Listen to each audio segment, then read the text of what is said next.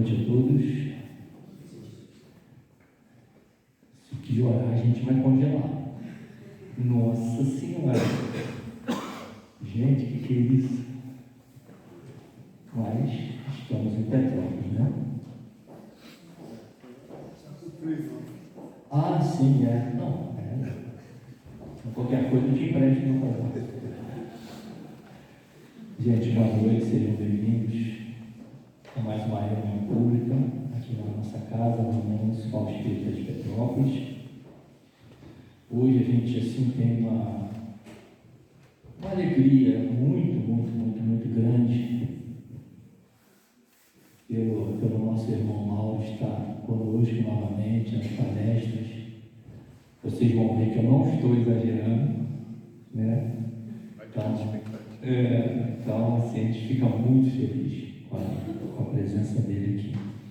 Que tenhamos todos uma noite de muita paz, que a gente possa aproveitar os estudos da noite, para que possamos também nos melhorarmos no decorrer dos nossos dias. Eu vou ler uma mensagem do livro Sinal Verde, psicografia de Chico Xavier, pelo Espírito André Luiz. Desejos. Desejo é realização antecipada. Querendo, mentalizamos. Mentalizando, agimos. Agindo, atraímos. E atraindo, realizamos. Como você pensa, você crê. E como você crê, será. Cada um tem hoje o que desejou ontem e terá amanhã o que deseja hoje. Campo de desejo no terreno do espírito é semelhante ao campo de cultura na gleba do mundo, na qual cada lavrador é livre na sementeira e responsável na colheita. O tempo que o malfeitor gastou para agir em oposição à lei é igual ao tempo que o santo despendeu para trabalhar, sublimando a vida. Todo desejo, na essência, é uma entidade tomando a forma correspondente. A vida é sempre o resultado de nossa própria escolha. O pensamento é vivo e, depois de agir sobre o objetivo a que se endereça, reage sobre a criatura que o emitiu, tanto em relação ao bem quanto ao mal. A sentença de Jesus, procura e acharás, equivale a dizer, encontrarás o que desejas. Então, meus irmãos, vamos procurar nesse momento deixar que o Cristo nos envolva, nos abrace, nos esquente com todo o seu amor. Que possamos, Senhor, agradecer sempre pela oportunidade de estarmos aqui reunidos em Teu nome, nesta casa que nos recebe sempre de braços abertos, procurando, Senhor, nos mostrar o melhor caminho através dessa doutrina que nos mostra um futuro melhor, um futuro de paz, de harmonia, de tranquilidade, dependendo única e exclusivamente do nosso plantio hoje, para que possamos colher dias de glória no futuro, Senhor. Que busquemos a Tua presença em cada dia de nossas vidas, nos fortalecendo e não nos deixando abater por esses dias tão difíceis e tão tristes que temos tido. Sabemos que nada acontece por acaso, Senhor, e que nenhum de nós está desamparado. Que possamos somente estarmos ligados a Ti, aos amigos espirituais, rogando a proteção necessária para que tomemos o melhor caminho. Que Tu possas envolver a todos nós que aqui nos encontramos, encarnados e desencarnados, assim como os nomes que foram colocados ali na cesta, e o nosso irmão Mauro, Senhor, na apresentação do seu estudo e do seu trabalho. Que ele seja amparado e assistido. Obrigado, Senhor, que a tua paz permaneça conosco, hoje, agora e sempre. Que assim seja, graças a Deus. Bom, como está aqui a parábola do filho pródigo.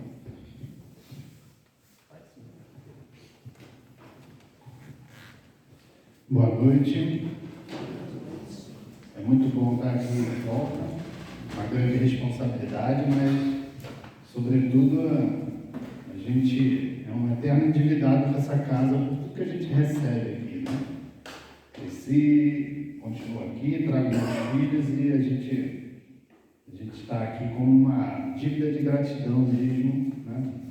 Para devolver um pouquinho do que a gente tanto recebe aqui.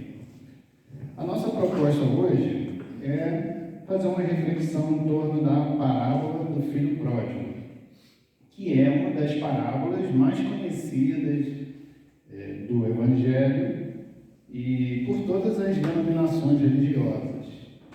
Quando eu estava me sintonizando com o tema, pensando no tema, e hoje em dia a gente tem a internet como fonte, canais, né? E ouvi muitas palestras espíritas, de pessoas conhecidas, padres, pastores, teólogos, e cada um tira dessa parábola, é impressionante, né? Cada um que se debruça ali tira uma visão, um ensinamento, algo que nos guia para diferentes lugares, né? E é impressionante o quanto tem numa passagem relativamente breve do Evangelho. A parábola é muito conhecida por esse nome, né? Mas alguns a denominam como a parábola dos dois filhos, porque tem dois filhos na parábola. E também focar só na atitude de um não é o melhor, porque a gente despreza muito ensinamento que Jesus trouxe para essa história. Mas em algum momento, né, se optou por olhar aquele filho, né, que a gente vai revisitar a parábola ali, e teve aquela conduta tão criticada, tão chocante lá naquele contexto. Mas são dois filhos e isso é muito importante quando a gente vai analisar a parábola. Vamos fazer um exercíciozinho breve aqui, bem simples. Imagina que a gente está caminhando lá pelaquela região do Oriente Médio, aqueles países desérticos, áridos, com outra língua, outra cultura, né? Tudo muito diferente. Vamos imaginar também que a gente consiga se comunicar e a gente se depara com esse senhor aqui, um pastor de ovelhas lá no meio da vegetação daquela área, pastoreando suas ovelhas. E a gente começa um diálogo ali, começa a contar coisas da vida, e a gente resolve contar um fato que aconteceu com a gente, entre amigos. Aí a gente fala o seguinte, vamos passar assim rapidamente. Aí a gente começa a falar para ele: o senhor imagina que meu colega me convidou para uma pelada no fim de semana? Pena que eu só cheguei lá nos 45 do segundo tempo. Eu só dou bola fora mesmo. Acabaram me colocando no escanteio. Qualquer coisa que eu falava, o pessoal entrava de sola. Então eu ficava quieto. Achei o clima ruim e acabei tirando meu time de campo. O que vocês acham? Será que esse senhor, que vive lá aparentemente desconectado, no meio do mato, naquela região, conseguiu entender qual é o contexto dessa história aqui? Entendeu se é uma situação positiva, negativa, favorável, desfavorável? A gente usou aqui vários jargões que são aqui da nossa cultura, né? Certamente vocês entenderam, né? Que eu cheguei lá num futebolzinho no final de semana, né? No final já, só faço coisa errada mesmo, né? Me deixaram de lado, foram muito ríspidos, agressivos comigo e eu acabei me retirando, né? Essa é a mensagem. Mas como o futebol talvez não seja da cultura dele, do conhecimento dele, esses jargões, essa história, essa mensagem não fez sentido. Não transmitiu, não se comunicou com ele, né? Não houve ali uma comunicação efetiva. Então, quando a gente analisa o Evangelho, a gente vai se debruçar na fala de Jesus, também é necessário um exercício da nossa parte de enxergar, né, em que contexto aquela história foi contada. Vamos fazer mais um breve exercício aqui. Alguém sabe o que é isso aqui? É um campo de um esporte. Esse aqui é um campo de futebol americano, né, para quem conhece. Então, só mais um exercício breve assim, para a gente viver na pele o que aquele senhor ali viveu. Aí uma situação é a seguinte, ó. Alguém falando assim, cheguei lá confiante, me esforcei para conseguir um touchdown, e o que eu consegui foi ficar com a bola atrás da linha de 50 jardas para chutar no fio de gol. Alguém entendeu aqui? Foi bom, foi ruim, se deu bem, se deu mal. Quem não está familiarizado com isso, né, não entende nada, né? Mas aí quando a gente volta para o nosso futebolzinho aí, né, que já é do nosso dia a dia, se falar assim, cheguei lá confiante, fiquei na cara do gol, sem goleiro, e o que consegui foi chutar para fora. Então a gente entende que foi uma situação desfavorável, né? Se deu mal ali naquelas circunstâncias. É a mesma coisa, basicamente, que eu tentei transmitir na mensagem anterior, mas se a gente não está familiarizado com aqueles jargões, com aquelas regras ali, não transmite a informação, né? Não passa nenhuma mensagem. Então, quando a gente vai se debruçar sobre o Evangelho, a gente tem que procurar contextualizar, né? Por mais que não sejamos assim, grandes conhecedores ali do Evangelho, da história, de tudo, é necessário a gente procurar entender que aquilo tudo ocorreu num tempo, naquela localização ali, que já é diferente da nossa, uma cultura diferente, religião diferente, uma sociedade muito regida pela religião, né?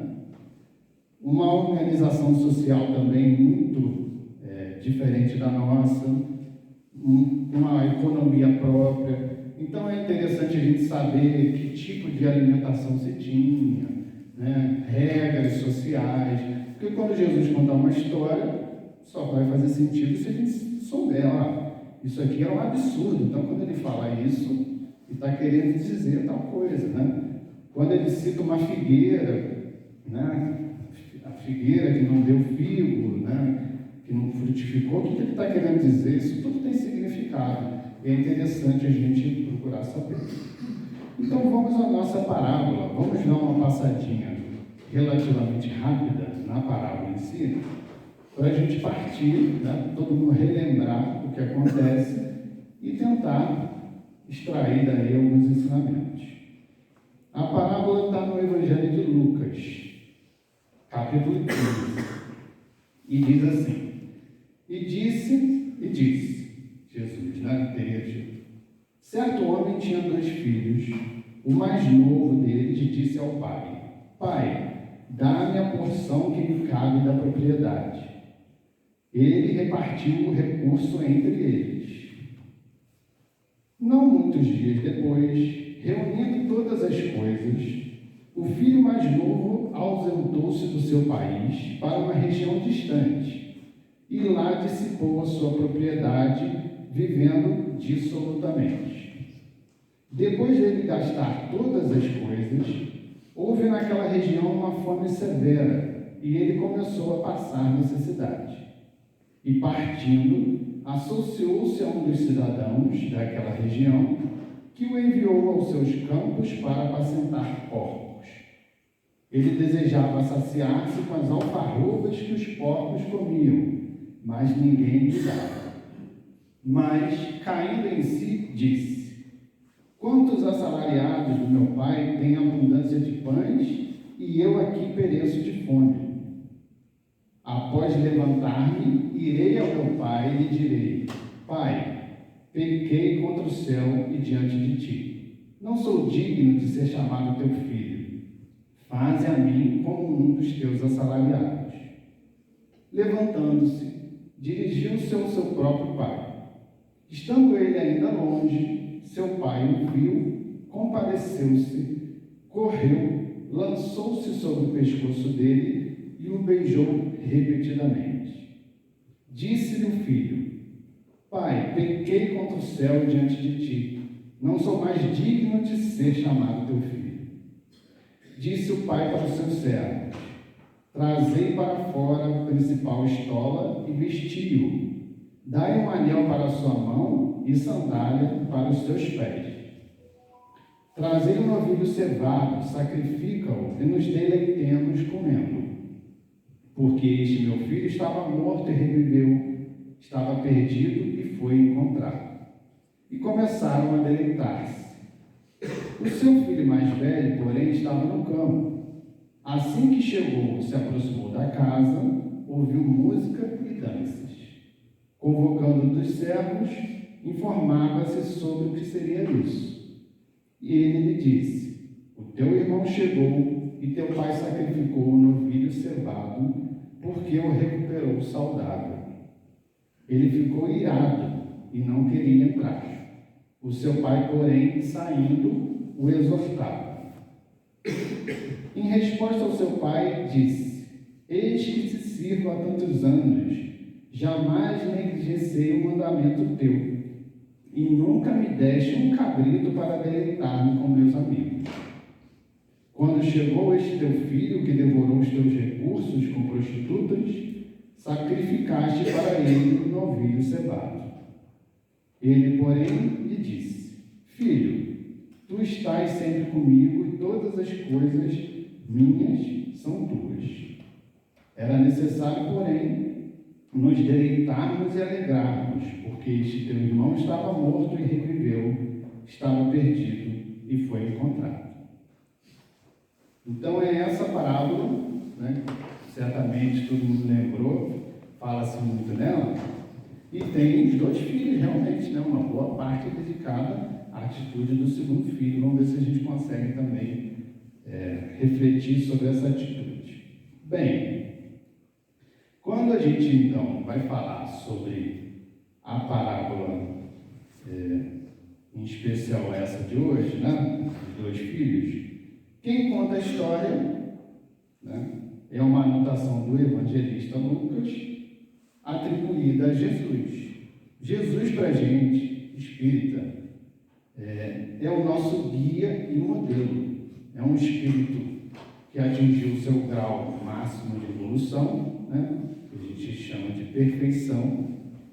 É um entendimento ainda para a gente até difícil, dada a distância, mas é dito no Livro dos Espíritos que se a gente precisa ter um modelo e um guia, esse é Jesus.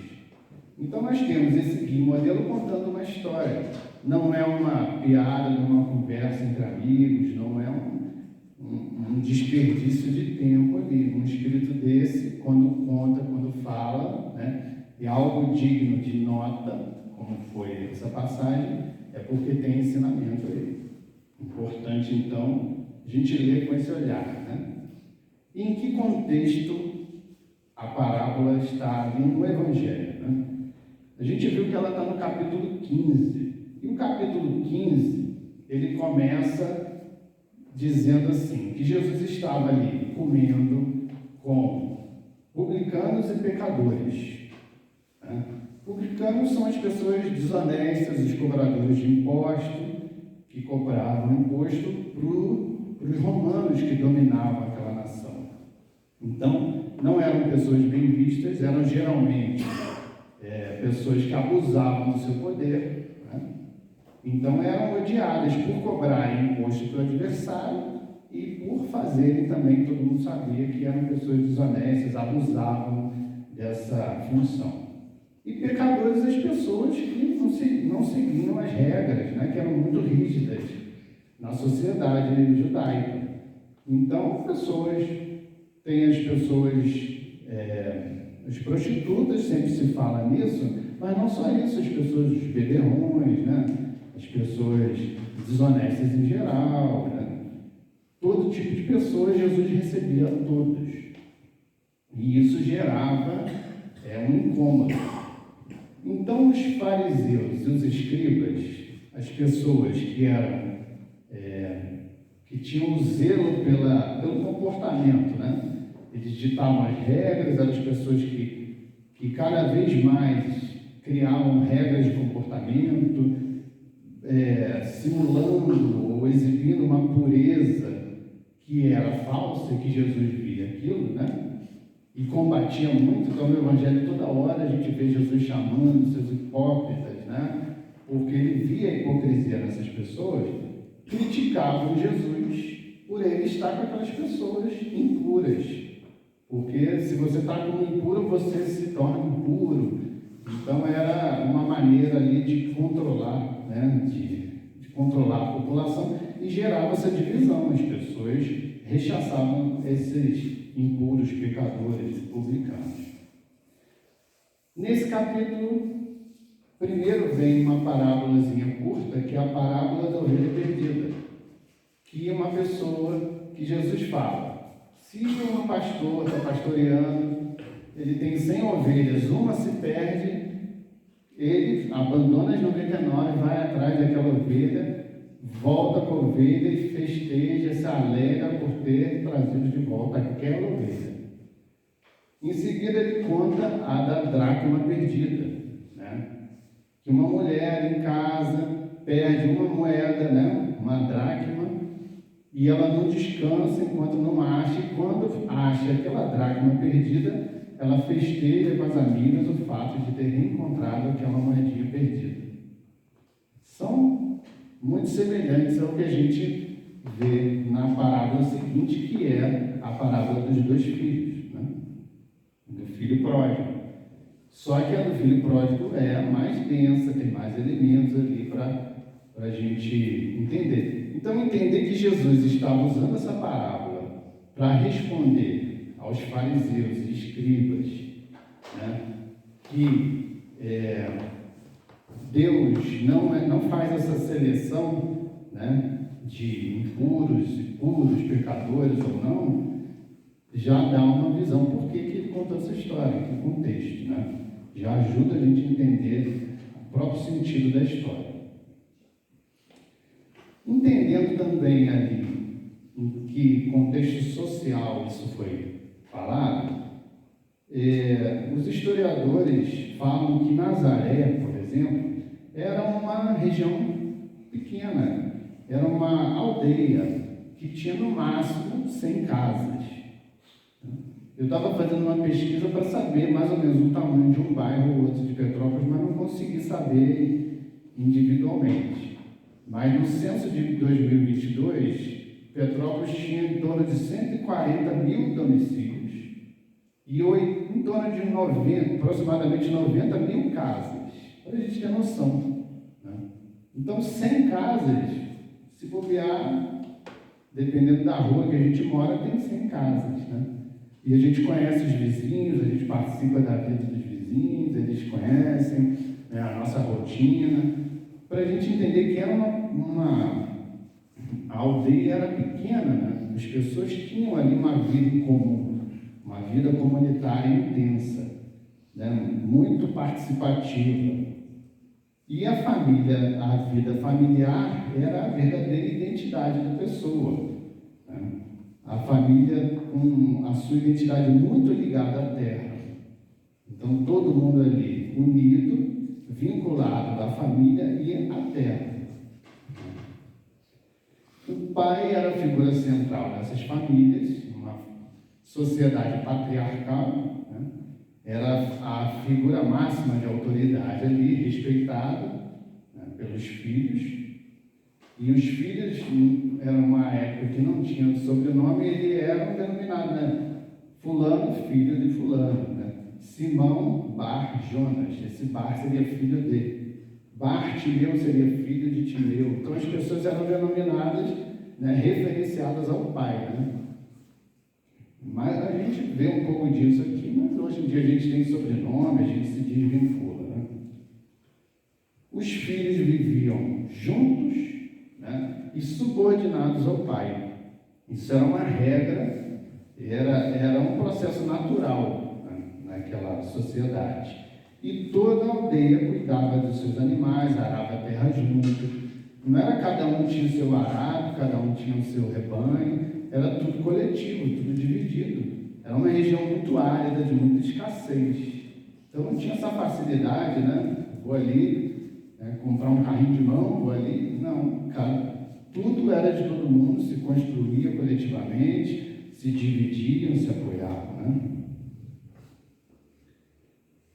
Quando a gente vai pegando, então, alguns trechos para tentar extrair alguma análise mais profunda por trechos, a gente vê, então, nessa sociedade patriarcal, que o pai era a figura central, era a identidade da família, a gente vê um filho mais novo que exige do pai a porção dele da herança.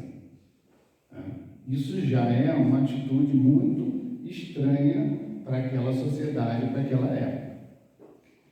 E o pai reparte o recurso entre eles. Aqui na parábola não fala se o pai achou estranho ou não, resistiu, brigou, se queixou, ele repartiu, né? A atitude do pai foi repartir, né? Esse filho, então, comete uma falta gravíssima naquela sociedade, porque as leis não permitiam a divisão da propriedade com o pai vivo. Era uma atitude após a morte do pai, né? E isso, de alguma forma, denota ali um desejo da morte do pai. Então, vocês imaginam uma sociedade que o pai tem esse destaque todo, essa importância, e o filho expressa um desejo pela morte do pai, ao exigir sua parte na herança, é uma atitude muito disruptiva, né? E a atitude inusitada também desse pai, na parábola, porque se esperaria uma punição, né? Que ele desertasse, que ele expulsasse esse filho, né? Mas não, ele acolhe aquele pedido, né? Reparte os bens com os dois filhos, como fala a parábola, e entrega a parte a esse filho mais novo. A aldeia, como era essa vida muito conjunta, muito integrada, ela não aceitaria a permanência desse filho depois dessa atitude, porque isso ofende toda a coletividade, né? Isso abala toda a coletividade. É como mais ou menos se a gente tem assim uma família grande, mas alguém comete um crime, um absurdo, fere a família, abala. Às vezes aquela pessoa tem que se afastar, de tão grave que é a situação, não dá mais para conviver, né? E esse filho certamente sabia disso, percebeu isso, né? Que ele gerou um problema com toda a comunidade e se desfaz dos bens com que ele arrecadou, ele foge, né? Literalmente foge. Então, aí vem toda aquela ocorrência, que é uma parte importante, né, da passagem. Ele vai viver a vida, gastar dissolutamente, sem responsabilidade, né, os bens, e é uma região de muita instabilidade, muita escassez, todo o Oriente Médio, e ele vem uma fome severa, ele começa a passar necessidade, né? Então, certamente aquilo não era um recurso também muito vultoso e que logo se acabou, né? E ele foi acometido por uma dessas intempéries frequentes na região. Quando ele está naquela situação já crítica, sem recursos, longe num país estrangeiro, ele se afasta daquela família, daquela comunidade que podia acolhê-lo, né? Porque é todo mundo ali de dar suporte. ele se associa a um cidadão que criava porcos e é incumbido de cuidar desses porcos. Passa fome, necessidade, a ponto de desejar o alimento daqueles porcos, né? É interessante porque isso é uma situação, no contexto daquela região, daquela cultura, extremamente humilhante. Porque porco, a gente sabe, né, na cultura judaica tem ali uma questão de impureza em torno do porco, de consumir o porco, de conviver com o porco. Então, essa imagem que Jesus bota, por que Jesus falou que ele foi criar porco, né, na história? Tem um sentido. Ele se perdeu, estava numa situação extremamente precária e extremamente humilhante, que era essa necessidade dele, como um judeu, cuidar de porcos, alimentar porcos, né? E desejar o alimento dos porcos, né? Isso, de alguma forma, ele está passando a mensagem assim: ele atingiu o fundo do poço, aquela situação extrema, né? E não recebeu comida. A gente tem ali, quando fala, até conhecer essa questão o que são essas alfarrobas que são dadas para os porcos, né? Disse que tem dois tipos de uma vagem na região, uma mais docinha, mais nutritiva, que se chama planta gafanhoto. Ela tem, então é mais destinada ao consumo humano. A gente tem lá no Evangelho, quando fala de João Batista, que vivia no deserto, se alimentando de mel e gafanhoto. É o gafanhoto que ele comia, né? Não era o gafanhoto que a gente acha estranho. Então, era essa vagem que fazia parte da dieta de João Batista. Mas ele estava ali comendo aquela vagem amarga, pouco nutritiva, e que por isso era destinada para os animais, como os porcos. Então, tem esse detalhezinho dele comer a alfarroba, a vagenzinha destinada aos porcos, mostra, né, a ênfase que Jesus quis dar com essa história. O limite que ele dá, né? E vem aquela situação, aqueles passos, né? Devido àquela extrema penúria, ele cai em si. É o momento de tomada de consciência. Quantos de nós aqui já não passamos por momentos de dor muito intensa, não, aqui é o limite, né? E a gente para, talvez por inspiração, por ajuda também do nosso anjo guardião.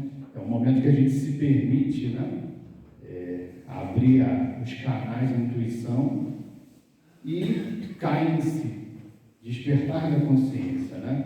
Ele teve esse despertar. Ele toma uma decisão, que é de se levantar, já que estava caído, né? Ele consegue enxergar que essa situação não dá, né? Esse extremo que eu me joguei aqui, essas decisões que eu tomei, me trouxeram aqui. Isso aqui é o limite, não dá mais. Então, ele tem essa percepção que está caído e tem já a humildade de reconhecer o erro, né? E que até mesmo não seria digno de retornar à casa do pai, exigindo ser acolhido como filho, né? Então ele toma, enfim, a atitude de levantar-se, né? Agora é o movimento que ele tem que fazer, se levantar, começar a sair daquela situação e se dirigir até o pai. Isso, a gente vê histórias assim dessas grandes, né, mudanças, superações no próprio Evangelho, Maria de Magdala, Pedro, Paulo, né, a sua mudança de Saulo para Paulo, né, todo mundo tem muitas dessas trajetórias. Ele então se dirige à casa do pai, né, e aqui tem alguns acontecimentos interessantes, né, porque à distância, ele ainda estava distante, não tinha chegado perto ainda. O pai viu, compadeceu-se e correu, né? Lançou-se sobre ele e o beijou repetidamente, né? Naquela sociedade onde o pai era a figura central, respeitada, né? que você tinha que se submeter a ele, o ancião tinha, por hábito, era a regra, né, de andar lentamente, né, majestosamente, pausadamente. E correr era uma humilhação, não era uma atitude de um ancião respeitado, de um pai, de um líder. Né? Então, essa atitude que Jesus coloca no pai da história de correr em direção a esse filho, já é também disruptivo, é uma coisa que chama a atenção para aquele povo que estava ouvindo essa história. Ele ainda está longe, ele nem chegou, nem se aproximou ainda, né? E antes dele caminhar tudo que ele precisava, de trilhar o caminho completo, o pai que vem em direção a ele o alcança. Impede dele discursar, porque ele tinha preparado todo aquele discurso. Eu vou falar com meu pai, me perdoa, eu errei, né? E aqui a gente não vê ele falando. O pai não exige dele palavra nenhuma, não espera nada dele, o beija, né, repetidamente, que significa essa reconciliação, né? É um acordo, uma resolução de conflito. O ato de dois homens se beijarem no rosto tem esse peso da reconciliação, de um acordo fechado, né? E aqui de um gesto de perdão nessa situação. Ele tinha adquirido também um problema com a aldeia, com aquela atitude dele toda, esse filho rebelde, né? Mas com essa atitude que o pai tomou, ele consegue, com isso, impedir uma reação até violenta, de oposição da aldeia, porque a aldeia vê o pai tomando essa atitude, né? Então, ele vai ser acolhido naturalmente pela aldeia. É-lhe dado uma restituída posição de filho quando o pai lhe entrega os símbolos, né? Daquela conexão, né? O anel, a sandália, a roupa de festa. Então, ele que esperava chegar humildemente, humilhado, e solicitar a possibilidade de ser servo na casa daquele pai, é recebido, né, acolhido e restituído à posição de filho, né? Celebrado. E mais, o pai ainda celebra com uma festa.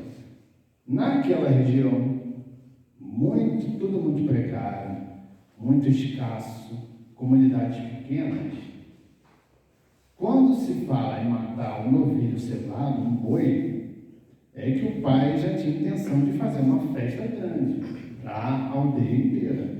Não é um cabrito, né? Não é sacrificar ali um animalzinho de pequeno porte. Então, esse símbolo de sacrificar um novilho cevado é porque era já uma celebração coletiva, né? A proposta era essa superação desse mal também que ele fez com a comunidade que ele vivia. Mas aí chega aquele filho mais velho. A parábola tem 2 filhos. Esse filho ficou esquecido aí quando a gente chama só do filho pródigo, né? O filho mais velho, ele, lá no início da parábola, é interessante, quando o filho mais novo exige a parte da herança, ele fala, o pai dividiu os seus bens com os 2. Então ele também recebeu. E o filho mais velho recebe 2/3, né, de tudo, por ser o primogênito mais velho. Era a cultura do local, é a justiça do local, né? Ele se omite naquele conflito que ocorreu lá atrás, porque era dever dele ter o papel de conciliador do pai e do filho. Então, o ocorrido lá atrás, ele já era para ter participado, né, para manter aquela unidade familiar. Ele não entra naquela contenda e ainda também se beneficia, porque ele recebe, em teoria, a parte dele, apesar de ele continuar ali.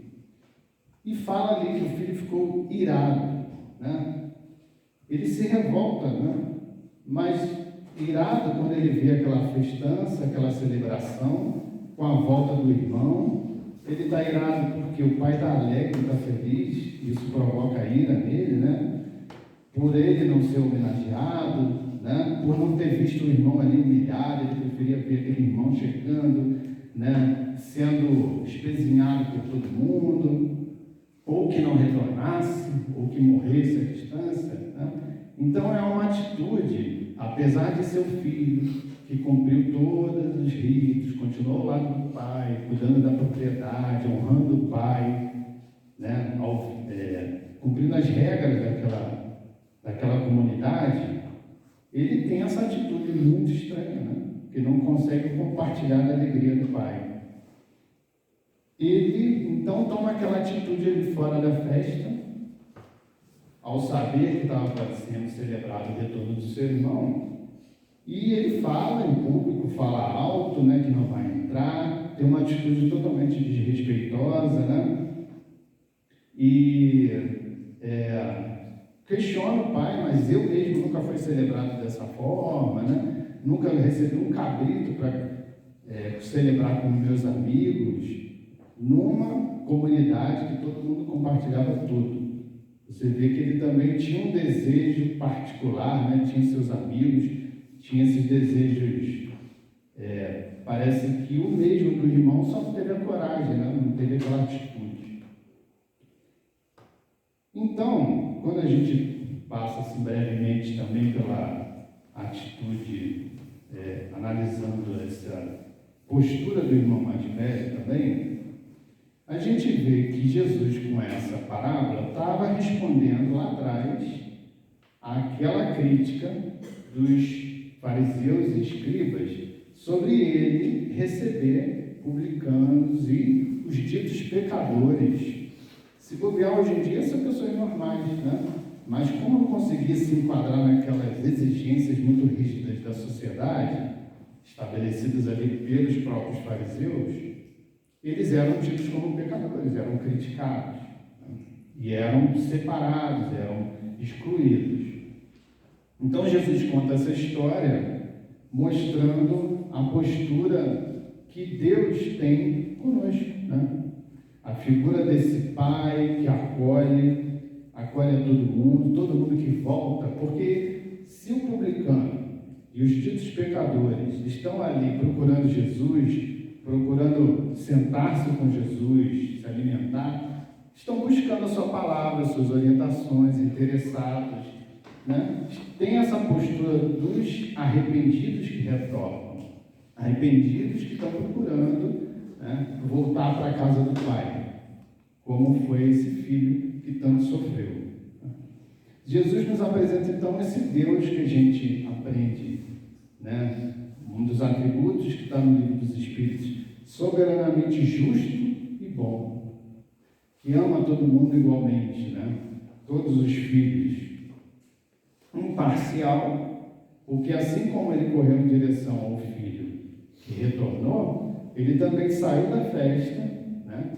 Que é uma atitude que não se esperaria dele, como um ancião pai, e foi lá conversar com aquele filho revoltado, irado, para convencê-lo, para trazê-lo também, né? Para participar desse banquete de alegria, né? E esse pai que dá o livre-arbítrio e respeita o nosso livre-arbítrio, né? Então, quando aquele filho exige do pai a herança e o pai simplesmente dá, é que entende que está na hora daquele filho, né, assumir suas próprias responsabilidades, e com isso está exposto ao que vem das suas atitudes, né? É a lei de causa e efeito. Você quer assumir essa responsabilidade, né? Quer seguir para o mundo, quer levar, né, a parte dos bens que lhe cabem, né, tem consequências. E nós, na nossa caminhada espiritual, a gente, criado por Deus, temos toda uma trajetória evolutiva, a gente vai amadurecendo, vai crescendo, até o momento que nos é dada a oportunidade de tomar as próprias decisões. E quanto mais evoluímos nessa escala espírita, né, de progresso, também a responsabilidade vem junto. Então, erros e acertos, né, também entram na nossa contabilidade, né? Você desfruta dos méritos do acerto e também tem que quitar as dívidas dos erros. Né? Nós somos herdeiros desse Deus. Uma sociedade que tinha Deus, uma palavra que denominava Deus, que não podia nem ser pronunciada, né? Tal era a maneira como Deus era tratado. Quando a gente vai ao Velho Testamento, que a gente chama, que era o livro que os judeus, né, tinham como referência, muito se diz ali de um Deus vingativo, parcial, o Deus dos judeus, né, exclusivista. Então se esperava de Deus uma atitude muito mais parcial, que escolhesse uns aos outros. E os fariseus e escribas pregavam no seu povo, né? Manipulavam o povo, exigiam deles cumprimento de regras, ritos totalmente desnecessários, mas para conduzir, para manipular, para, né, aprisionar o povo. E Jesus vem dizendo que não é nada daquilo, né? Não é necessário. Deus vai acolher todo mundo, né? Mesmo os que erram, né? E por sermos herdeiros de Deus, o que é do Pai, né, é nosso e de todos os irmãos. Quando a gente entender isso, né, a gente souber partilhar mais, querer menos para a gente, acumular menos, né, não querer ser melhor, atropelar, passar a perna, que é muito da nossa cultura, a gente é criado, né, para ser o primeiro, ser o melhor, passar um concurso e tal. Isso tudo faz parte da vida, né? Mas o como isso é incutido, pregado para a gente vai levando isso para tudo, né? Quando vê, a gente está levando para as relações de amizade, a gente quer ser o melhor amigo, quer exclusividade, a gente quer relação interpessoal, e esse egoísmo, essa necessidade, né, doentia, vai contaminando toda a nossa vida, né? E nós somos convidados a participar da festa, nos reintegrar à comunidade constantemente, né? Independente, né, do que a gente fez. Eu percebo assim, por exemplo, na casa espírita é muito comum a gente analisar a nossa trajetória como espírito. Aí você fala, nós somos muito imperfeitos. Aí analisa uma postura de um espírito iluminado, olha só, nós ainda somos muito atrasados. Aí na prece, né, Senhor, perdoa, a gente ainda não sabe. A gente vai se diminuindo e vai se achando, né? A doutrina que é para consolar, para nos elevar, às vezes a gente fica só focado no que não alcançou, não percebe o quanto já caminhou. Né?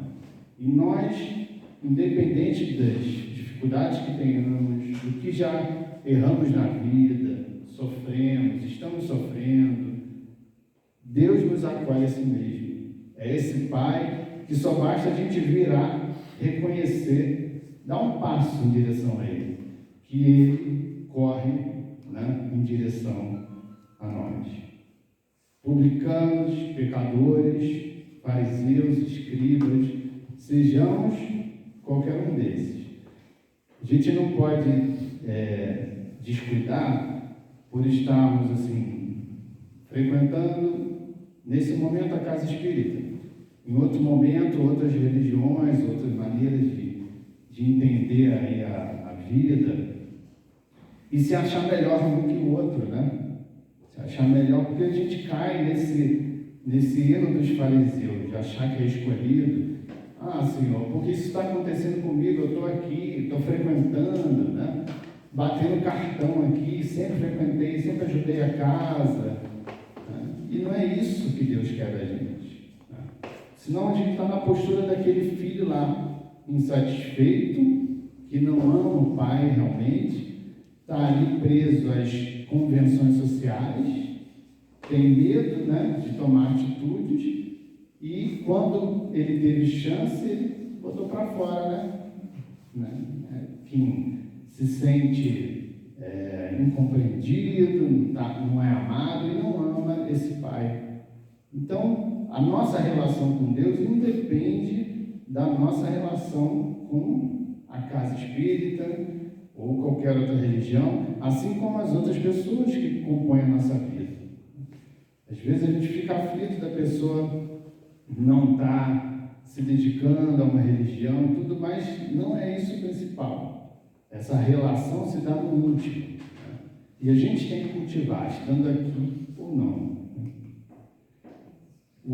Eu lembro muito de uma palestra que o palestrante fala que estava num momento muito difícil da vida dele e frequentando uma reunião mediúnica, um espírito se manifestou, ele não tinha falado nada.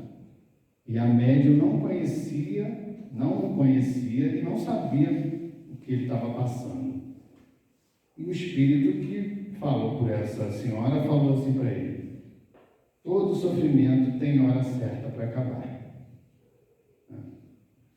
Isso é uma consciência, né? uma mensagem que a gente tem que trazer para os momentos difíceis. Né? Às vezes a gente está naquela fase ali, né? Já apacentando porcos, famintos, comendo ali aquela vagem amarga, sem saber, sem perceber, mas a gente tem que ter consciência, está difícil, está dolorido, não tem, nesse momento, como resolver, tenha em mente que todo sofrimento tem hora para acabar. Essa é a mensagem que Jesus veio trazer, é a mensagem que a doutrina espírita traz, né? E que esse Pai está ali pronto a nos acolher. Basta um gesto, uma decisão, uma atitude, né? Que a gente vai ser recebido, vai ser acolhido, vestido e celebrado. Aqui estão algumas fontes para quem quiser se aprofundar mais, ali algumas palestras muito melhores que essa para entender essa passagem. Eu agradeço muito a atenção de vocês. Boa noite.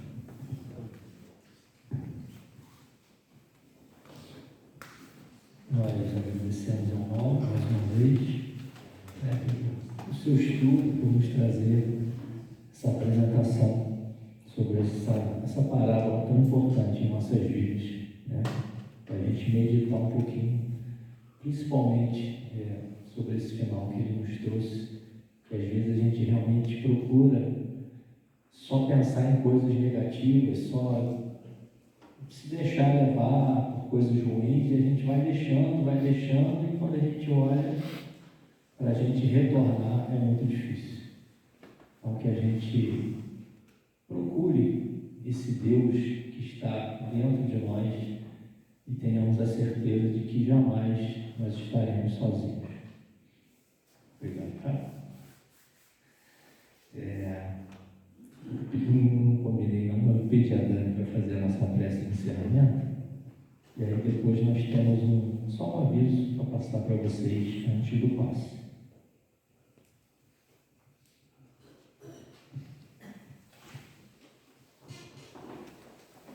Deus, nosso Pai, Jesus, nosso amigo, obrigada, Senhor, por aqui estarmos, nesta casa, neste ambiente. Obrigada ao nosso irmão pelo estudo que compartilhou conosco de maneira tão doce, mas também tão bem preparado, possibilitando que aprendêssemos ainda mais sobre o Teu Evangelho. Que ele se sinta motivado a continuar, pois realmente faz muita diferença aqui em nosso ambiente para todos que ouvirem essa palestra. Agradecemos a espiritualidade amiga que nos traz as suas vibrações e os seus fluidos de amor, que possamos levar conosco esses medicamentos que nos auxiliem nos nossos dias, nos nossos lares, nos nossos ambientes de trabalho, onde estivermos, que possam também essas vibrações ser elevadas àqueles que estão em nossos pensamentos e corações, passando por alguma necessidade, uma doença, uma dificuldade.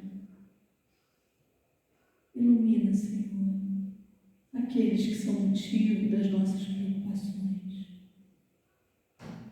Que esse ambiente bom possa servir de alguma maneira para amenizar essa dor. Assim como nos locais onde ainda há guerras. Nos abençoe, amigo Jesus. Fica conosco.